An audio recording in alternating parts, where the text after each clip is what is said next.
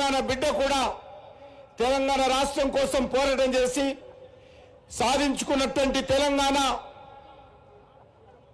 అధికారంలోకి వచ్చినటువంటి BRS party, అంతకుముందు టీఆర్ఎస్ పార్టీ కేసీఆర్ నాయకత్వంలో అన్ని రకాలుగా కుటుంబ పాలనతో, అహంకారపూరిత పాలనతో, అవినీతి పాలనతో తెలంగాణ రాష్ట్రాన్ని అనేక రకాలుగా ఇబ్బందులకు గురి చేయడం జరిగింది.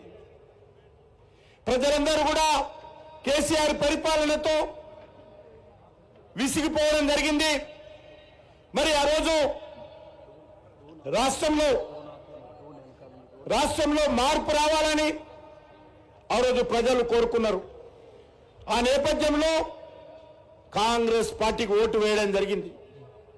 సరిగ్గా ఈ రోజుకు కాంగ్రెస్ పార్టీ అధికారంలోకి వచ్చి సంవత్సరం పూర్తవుతున్న సందర్భంగా ఎన్నికలకు ముందు ఏవైతే హామీలు ఇవ్వడం జరిగిందో, ఏ అంశాలైతే కాంగ్రెస్ పార్టీ ఎన్నికలకు ముందు తెలంగాణ ప్రజలకు చెప్పిందో అంశాలపైన ఈరోజు భారతీయ జనతా పార్టీ తెలంగాణ ప్రజల తరఫున ప్రశ్నిస్తా ఉన్నది. కాంగ్రెస్ పార్టీ అధికారంలోకి వస్తే 100 రోజుల్లో 6 గ్యారంటీలు అమలు చేస్తామని 66 గ్యారంటీలు మరి అనేక రకాలుగా 420 హామీలు ప్రజలకు ఇవ్వడం జరిగింది. కానీ ఈరోజు ఈ యొక్క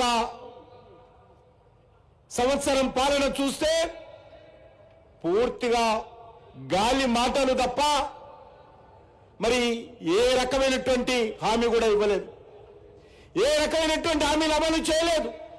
ఈరోజు మనం చేస్తా ఉన్నాను, గతంలో ఏ మార్పు అయితే రావాలనుకున్నామో ఈ రాష్ట్రంలో మార్పు రాలా. తెలంగాణ రాష్ట్రం వచ్చిన తర్వాత తెలంగాణకు మేలు జరగల. టీఆర్ఎస్ పార్టీ హయాంలో తెలంగాణ ప్రజలు ఏ ఆకాంక్షల కోసమైతే, ఏ లక్ష్యాల కోసమైతే బలిదానాలు చేసి తెలంగాణ తెచ్చుకున్నారో ఆ లక్ష్యాలు సాధింపబడలేదు. కాంగ్రెస్ పార్టీ వచ్చిన తర్వాత కూడా టీఆర్ఎస్ పరిపాలనకు కాంగ్రెస్ పార్టీ పరిపాలనకు ఏమాత్రం తేడా లేదు. దొందే, రెండు ఒకటే, ఒకే తాళ్ళు ముక్కలే, ఒకే డీఏ, కవల పిల్లలు. కేసీఆర్, రేవంత్ రెడ్డి కవల పిల్లలు లాంటి వారు. అదే అహంకారపూరితమైనటువంటి భాష, అదే అహంకారపూరితమైనటువంటి పరిపాలన, అదే రకమైనటువంటి అవినీతి పాలన, అదే రకమైనటువంటి కాంగ్రెస్ టీఆర్ఎస్ పార్టీ యొక్క కుటుంబ పాలన, ఇచ్చినటువంటి హామీలు అమలు చేయనటువంటి పాలన ఈరోజు మనం చూస్తూ ఉన్నాం.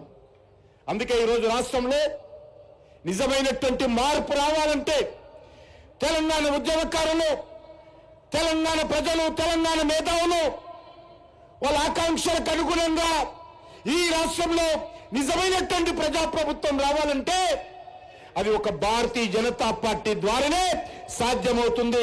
నరేంద్ర మోడీ గారి నాయకత్వంలోనే ఈ తెలంగాణ అభివృద్ధి విషయం ముందుకెళ్తా ఉంది.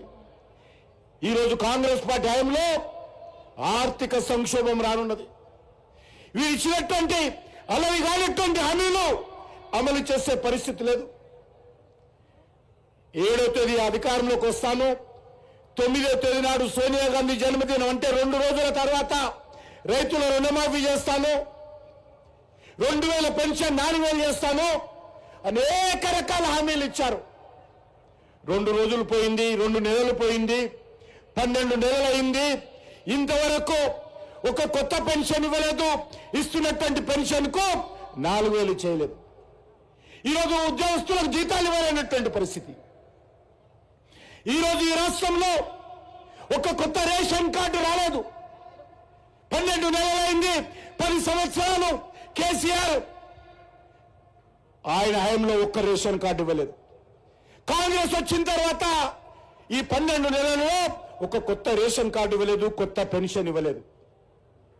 అందుకే మనం చేస్తా ఉన్నాను, ఈ రాష్ట్రంలో మార్పు రావాలంటే ఏ లక్ష్యం కోసమైతే త్యాగాలు చేశామో, ఏ లక్ష్యం కోసమైతే పోరాటాలు చేసి తెలంగాణ తెచ్చుకున్నామో ఆ మరవీరుల ఆకాంక్షలు, ఆ తెలంగాణ ప్రజల ఆకాంక్షలు నెరవేరాలంటే అది భారతీయ జనతా పార్టీతో సాధ్యమవుతుంది. అందుకే తెలంగాణ ప్రజలకు మరొకసారి శిరస్సు వంచి నమస్కరిస్తున్నాము.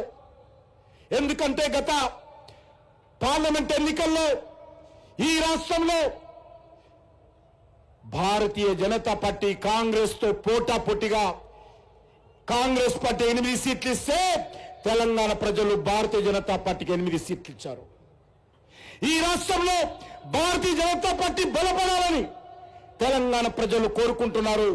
ఖచ్చితంగా తెలంగాణ ప్రజల ఆకాంక్షలకు అనుగుణంగా ఈ సంవత్సరం అంటే 12 నెలల తర్వాత కాంగ్రెస్ పార్టీ ప్రభుత్వం మీద ఉద్యమ శంఖారావం పూరించాము.